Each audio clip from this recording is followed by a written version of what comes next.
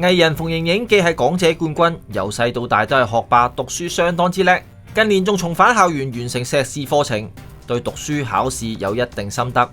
盈盈近日趁 DSE 開考，以過來人身份分享經驗。佢就話記得當年備考嗰陣，我都不斷問自己：我真係記得晒咁多內容咩？點樣可以更加高效去記住咁多資料？盈盈喺社交網拍片分享提升記憶力，令讀書或者工作記稿嗰時更加入腦嘅小技巧。只喺唔同地方溫習可以增強記憶力。當我哋喺唔同地方度溫書，我哋嘅大腦係會自動將場景嘅資訊同我哋所溫嘅內容連結起嚟嘅。